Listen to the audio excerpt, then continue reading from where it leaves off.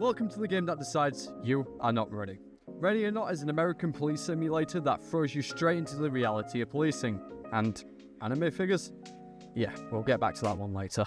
So, starting out our journey as a rookie, we're making the very smart decision of putting the difficulty on hard. And surely this won't be regretted later. Spoilers, it will be. Before we begin, Ready or Not covers some pretty serious topics, and it doesn't hold back. This video is purely for entertainment. Some of the jokes in this video might not be for everyone, so if you're easily offended or a bit light-hearted, this video might not be for you. You have been warned. The first mission the game hands to you is the ultimate American dream, a gas station. The game also sets the tone immediately, because as you spawn in, the first thing you see is some dead civilian, and the only thing you can do is report it and move on. After that, you come across the first logical challenge, a door. How you handle this is up to you. You can tactically open it, kick it down, use C4, use a shotgun, or my personal favourite, kick it down and throw in a late epilepsy warning. From this point, you also learn that the AI does not give a single shit, and your body armour is nothing but a suggestion. You also quickly realise this game isn't like Call of Duty. The developers wanted realism, and they pretty much achieved it. In most games, AI has like a vision cone or some specific range in which they can see you. You can usually crouch walk past a guard or some enemy AI and they won't notice you at all, but not in this game. If you can see the AI can see you. And if they can't see you, they can definitely hear you.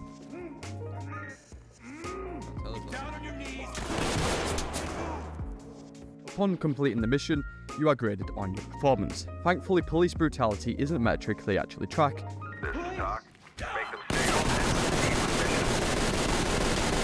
So we are safe for now. Instead, the game cares about things like completing missions, making arrests, and keeping civilians alive. Basically, the less paperwork you create, the better you grade. But as you move further into the game, getting that S rank stops being a goal and starts being more of like a fever dream. The levels get bigger, the enemies get smarter, and the rules of engagement start looking more like guidelines of suggestion.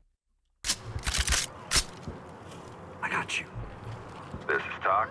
Status of the active shooter threat is currently unknown. Move in and secure the area quickly. Moving on to the next mission, we're responding to a potential swatting call based in an apartment complex. The suspect is a guy that we'll call Jimmy. He spends most of his days streaming to 4 people, all while contributing to the GPU shortage.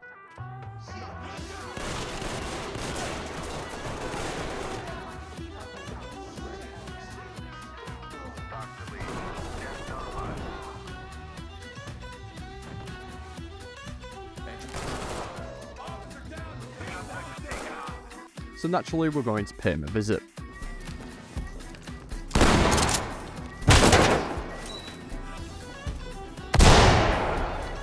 Got an opening here. Open to the right. Put your hands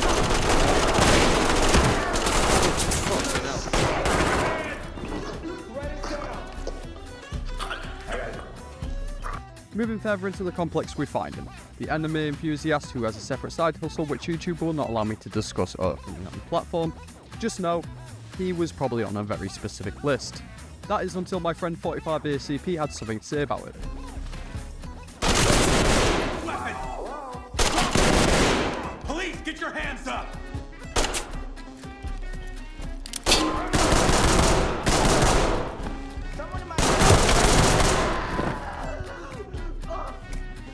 You may call it murder, I call it community service. Also, it turns out his roommate was a furry. Now, I know better than to say a joke about this community, because if they can afford a $2,000 fursuit, they can also afford a $10 special delivery to my address. After counting the 43 figures in his room, I noticed that one of the figures were missing, which can only mean one thing. Someone tried to steal it, and theft is a heinous crime, punishable by death. Oh.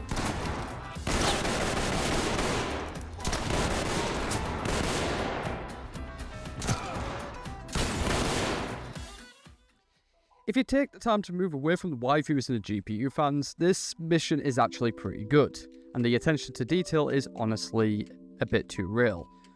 One such detail is the Twitch chat actively reacting to you, and also the webcam view that shows you how bad your posture actually is. The story for this mission is also kind of fucked up. When you look deeper into it, it makes shooting Jimmy feel more worthwhile, especially when you look at the Discord messages. Now, Jimmy's name was actually Michael Williams. He made a 911 call after threatening to kill his brother after actually killing his mother. Now, his online name was Milky Toes, and he had illegal content involving a certain age group on his computer and also tablets and whatnot around his room, which you can actually see in-game. However, canon to the story, once the arrest was made, he didn't actually come subject to any charges, even despite all the evidence against him found in his own apartment. Right with you. Doc to Element. Suspects have taken refuge in the area and are refusing to cooperate. Move in, remember your use of force, and secure the area. Now, the next mission is called Twisted Nerve, which should be appropriately renamed to Twisting Every Fucking Nerve. This mission caused me more trouble than I want to admit. When I did the recording session for this game, the first 2 missions only took me 30 minutes altogether. This mission took me an hour and 40 minutes. Now you're probably thinking, Meaty, this is literally the 3rd mission, what is the issue? Let me tell you a story about the circus tent. Everyone in this place was cracked. Now, I don't mean Pro League, esports, aim god, like, type cracked, no. I mean higher than Snoop Dogg in an illegal state, but this wasn't just the casual stuff, these guys were on that Walter White level purity, and constantly breaking my fucking back, badly. When it came to it, I had no issue with dealing with them in-house. That was easy, but the circus tent, just watch.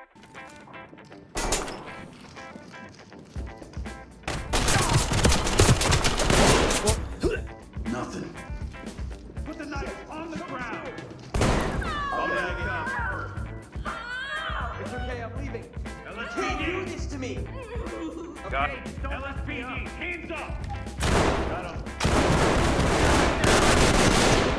Good to go. Contact is down.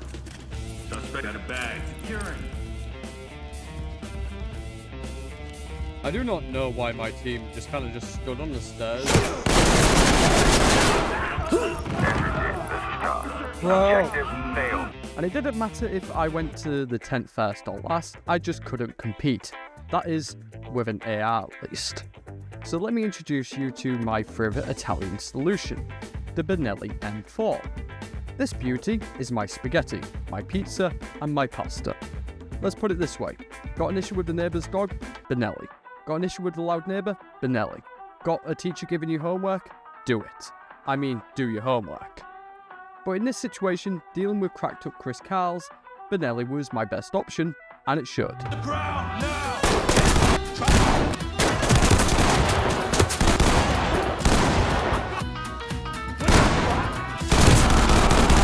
Please, drop the knife.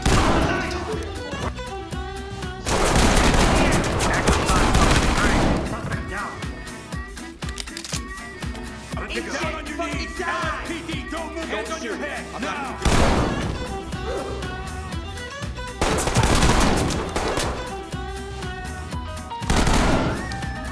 Yeah, the Benelli was the solution here, and pairing it with the Glock 18, spreading the ability to maintain order has never been so easy. Sure, a civilian was caught in the crossfire, but had he complied, he still would have been caught in the crossfire. But Tilby Reed. And again, if you take a moment to actually look at the map design, details are everywhere. Not much is known about the main suspect other than that he's known as John Doe, and there is evidence of John being hyper aware of police possibly tracking him. And you can find drawings of what I can only describe as schizo drawings on walls and paper across the map. Then the game also hits you with another dose of reality. In one of the back rooms you can find a child who has overdosed, her name being Molly, with soft music playing in the background, toys and teddies all over the place, and lines on the wall tracking her height as she has grown up. This only shows that she has grown up from being a baby in this room or house. And there is also colour drawings on the wall showing what looks to be either a happy family or some friends holding hands together.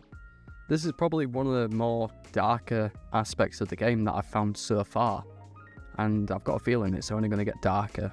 Now, I know this video is short for a Ready or Not video, but if this gets the attention I'm hoping for, I will do a longer one covering the next section of Ready or Not. This video took me 2 days to edit compared to my previous gaming videos, which usually take about 6 hours. So please, if you enjoyed this video, like and subscribe, and I'll do another one within the month. Thank you.